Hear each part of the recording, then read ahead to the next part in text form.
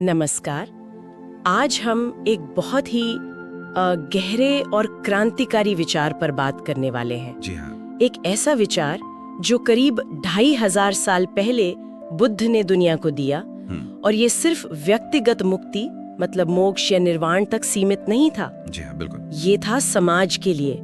इसमें सामाजिक सुधार, बराबरी, सम्मान, इन सब की बात थी। सही कहा। ये ध्यान और दर्शन से कहीं आगे की बात है। हाँ, और हमारी ये चर्चा आधारित है बाबा साहेब अम्बेडकर की किताब द बुद्धा एंड हिज धम्म पर, खास तौर पर वो हिस्से जो संघ, समाज और समता पर बात करते हैं। तो कोशिश यही रहेगी कि हम समझें कि बुद्ध ने कैसे एक ऐसे समाज की नींव रखी जो स्वतंत्रता, समानता और बंधुत्व पर टिका था। तो चलिए शुरू करते हैं। सबसे पहले यही समझते हैं कि बुद्ध का ये संघ आखिर था क्या? क्यों इसे दुनिया का पहला मतलब लोकतांत्रिक और बराबरी वाला आध्यात्मिक समुदाय कहते हैं? क्योंकि स्रोत कहते हैं कि ये कोई आम मठ या अंधे भक्तों का समूह तो बिल्कुल नहीं था। हाँ, बिल्कुल सही। संघ असल में बराबरी वालों का एक समाज था। ये समझना बहुत जरूरी है। ये कोई पूजा पाठ की जगह से ज्यादा नैतिकता और ज्ञान का एक ट्रेनिंग सेंटर जैसा था। अच्छा। हाँ, और ये उन लोगों का आंदोलन था जो सत्य, अनुशासन और करुणा के लिए मतलब पूरी तरह समर्पित थे। और जो सबसे क्रांतिकारी बात थी, जैसा आपने कहा, इसमें जन्म के आधार पर कोई भेदभाव था ही नहीं। कोई जाति, कुछ नहीं। महिलाओं यानी भिक्षुनियों को भी पूरी तरह से प्रवेश की अनुमति थी, बराबरी का दर्जा था, और कोई ऊंच नीच, कोई श्रेष्ठता का भाव नहीं।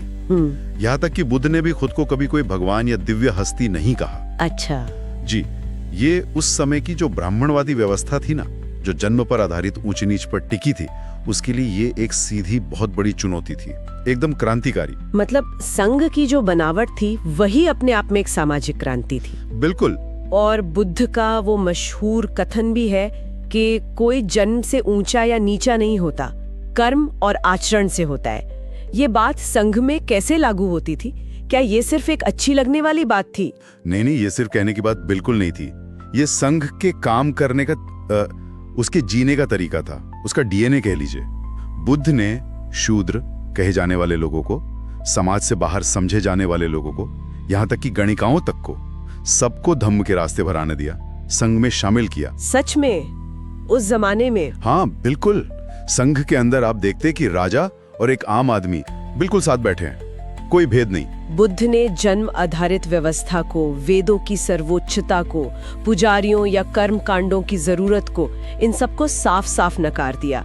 संघ के भीतर सभी भिक्षु और भिक्षुनी एक ही आचार संहिता, जिसे विनय कहते हैं, उसका पालन करते थे। विनय? अच्छा। हाँ, खाना साथ खाते थे, काम आपस में बांट लेते थे, और जो भी चर्चाएं होती थी सब सामूहिक। और सबसे दिलचस्प बात शायद ये है कि फैसले भी लोकतांत्रिक तरीके से होते थे। लोकतांत्रिक मतलब कैसे? मतलब पहले किसी भी मुद्दे पर खुलकर चर्चा होती थी, अगर सब सहमत हो गए तो ठीक, वरना वोटिंग भी होती थी। वोटिंग?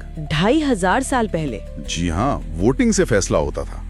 ये उस समय के हिसाब से देखिए तो सामूहिक जीवन और एक नैतिक समाजवाद का एक अद्भुत जीता जागता उदाहरण था। इसमें खास बात यह थी कि कैसे व्यक्तिगत साधना को एक नैतिक और बराबरी वाले सामाजिक ढांचे से सीधे जोड़ा गया था। ये तो वाकई अभूतपूर्व लगता है, खासकर जब हम उस समय के समाज को सोचते हैं, जहां महिलाओं की स्थिति तो बहुत ही खराब थी। ऐसे में बुद्ध का भिक्षुनी संघ की स्थापना की इजाजत देना, ये कितना बड़ा, कितना साहसी कदम रहा होगा। निश्चित रूप से ये बुद्ध का एक और बहुत ही क्रांतिकारी कदम था। सोचिए, उस युग में जहां महिलाओं को ज्यादातर या तो भोग विलास की वस्तु समझा जाता था, या फिर आध्यात्मिक रास्ते के लिए अयोग्य माना जाता था। हाँ, बिल्कुल। हाँ, बुद्ध ने साफ साफ कहा, एक महिला भी उतनी ही जागृति, उतना ही ज्ञान पा सकती है जितना एक पुरुष। और उन्होंने सिर्फ कहा नहीं, इसे करके दिखाया। भिक्षुनी संघ की स्थापना की। उन्होंने महिलाओं को पुरुषों के बराबर आध्यात्मिक जीवन जीने का और धम्म सिखाने का, उसका प्रचार करने का अधिकार दिया। ये आज से 2500 साल पहले। ये सोचना भी मुश्किल है कि कितना बड़ा कदम था ये। हाँ, ये बात तो है। और ये देखना भी दिलचस्प है कि संघ की ये जो पूरी संरचना थी, इसका सिर्फ ऐतिहासिक महत्व ही नहीं है। स्रोत बताते हैं कि बाबा साहेब अम्बेडकर भी इससे बहुत गहरे प्रभावित थे। वो किस नजरिए से देखते थे बुद्ध के संघ को? जी, बाबा साहब अंबेडकर के लिए बुद्ध का संघ प्रेरणा का एक बहुत बड़ा मतलब केंद्रीय स्रोत था। उन्होंने लिखा कि संघ असल में स्वतंत्रता, समानता और बंधुत्व पर आधारित समाज का एक जीता जागता मॉडल था। अच्छा। उनके हिसाब से बुद्ध ने धर्म को ईश्वर पर नहीं बल्कि नीतिमता यानी मोरालिटी पर स्थापित किया था। अंबेडकर जी ने इस बात पर बहुत जोर दिया कि संघ में कोई हायरार्की, कोई ऊंच नीच नहीं थी और यही सच्चा धम्म था, जिसका मकसद सिर्फ निर्वाण पाना नहीं था बल्कि एक न्यायपूर्ण, एक बराबरी वाला समाज बनाना भी था।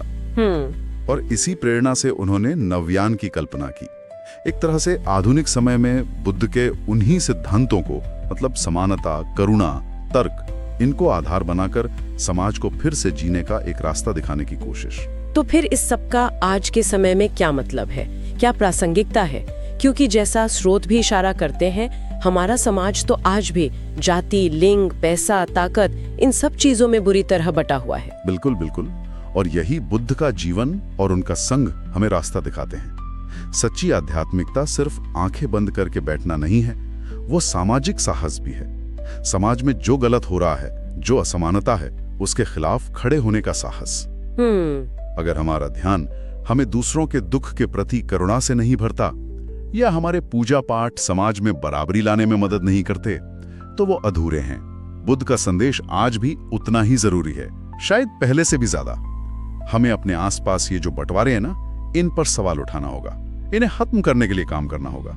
तो इसका मतलब ये हुआ, जैसा कि स्रोत बताते हैं, कि बुद्ध के असली संघ का हिस्सा बनने के लिए गेरुआ कपड़े पहनना या किसी मठ में रहना जरूरी नहीं है। आपने एकदम सही पकड़ा, बिल्कुल जरूरी नहीं है। बल्कि जरूरत किस चीज की है? जरूरत है अपने रोजमर्रा के जीवन में नैतिकता, सजगता और समानता, इन मूल्यों को उतारने की। जो कमजोर है, दुखी है, उसकी मदद करना।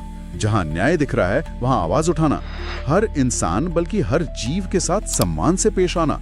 असल में यही धम्म का पालन है, यही संघ की असली भावना है। और सच पूछिए तो यही असली क्रांति है।